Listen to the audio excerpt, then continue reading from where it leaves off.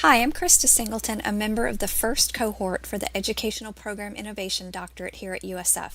This video will highlight the process of identifying a problem of practice as well as finding a solution through research and implementing the solution through practice. A year after implementing a distance learning portion of our sales training program, which consisted of a large monetary investment of an online learning platform, we suspected that the program was not meeting expectations in terms of learner engagement, assignment completion, and overall effectiveness. Step one of the process was to confirm our suspicions and identify the problem through data and observation. We used the analytics available on the learning platform to measure the number of learner contributions, percent of learners engaged on the site, the number of learner views on content, and the number of comments on other learners' posts. In addition, we also observed learner behavior in the classroom for preparedness to go deeper into topics introduced in previous distance learning lessons, as well as how well learners connected with each other and had attained a sense of community,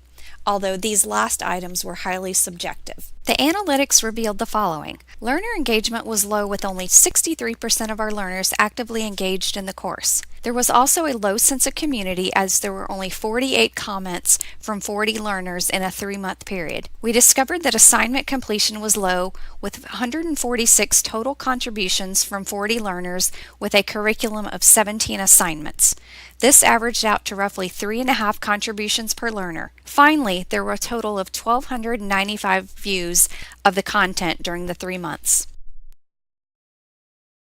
We conducted many meetings with the training team and management to examine the results of our findings and to determine root causes. Next, we utilized a significance and control matrix to categorize our causes into those that were most important and actionable. This top left quadrant was populated with inadequate feedback and engagement from the training team, learners lacking motivation and opportunity to develop a sense of community, and the sales trainers were not tying completing assignments with benefits to the learner. Step 2 is to find and propose a solution through research on the topics.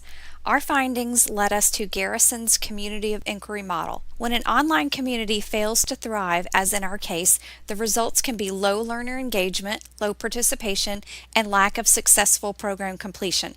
The community of inquiry model can serve as a framework for creating and implementing effective online instructional design practices that successfully incorporate the 3 elements of the model: teaching presence, social presence, and cognitive presence. Teaching presence involves facilitating discussions and providing learners with direct instruction when needed. Effective teaching presence supports the development of the learning community by responding in a timely manner to posts and assignments, encouraging participation, modeling appropriate behavior, and drawing in less active participants. Social presence has been defined as the ability of learners in a community of inquiry to be able to show their full personalities and be real people.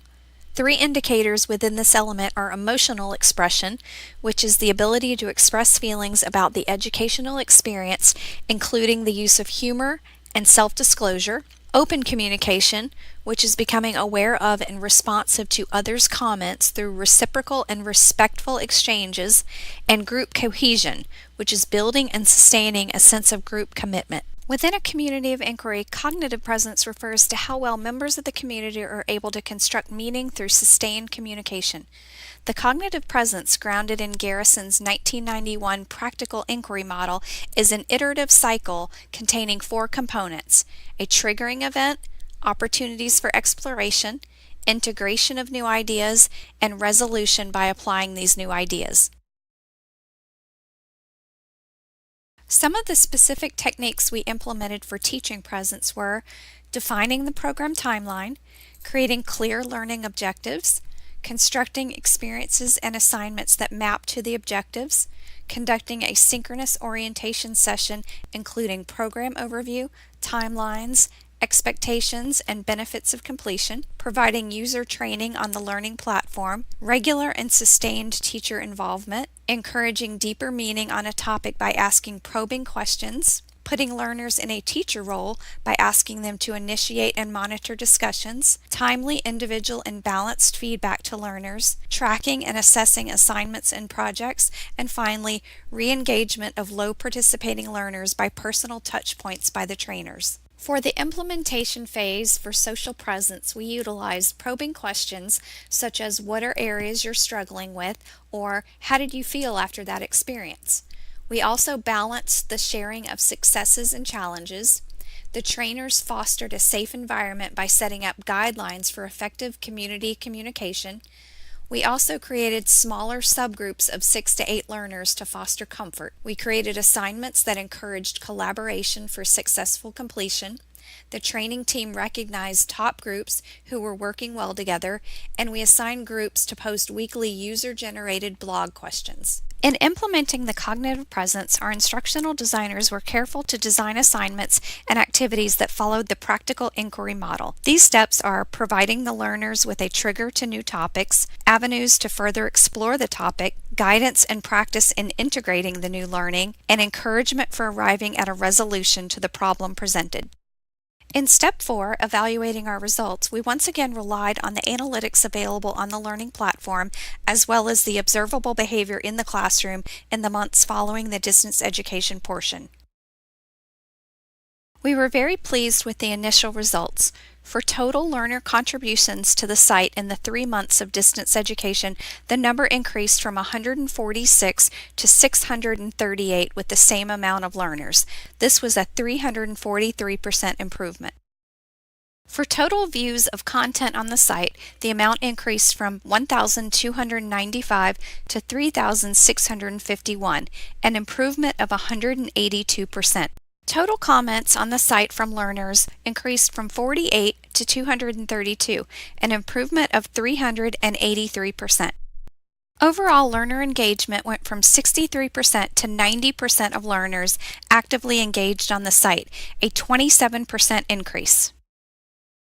Observable improvements in the classroom, as observed by the training team, were that there is no longer a getting to know each other phase of the classroom training. Learners, now without prompting from the program team, make advance arrangements to spend time together doing such things as baseball games, outdoor activities, and sharing meals together before they even arrive to the classroom training.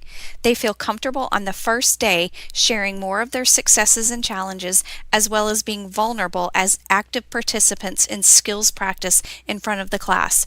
Their knowledge and skills around previously introduced topics is much greater, resulting in classroom time spent going into more depth in topics rather than relearning previous content. My final thoughts are that working through this 4-step process of identifying a problem of practice, determining causes, finding a research-based solution to implement, and evaluating the plan has been a great experience.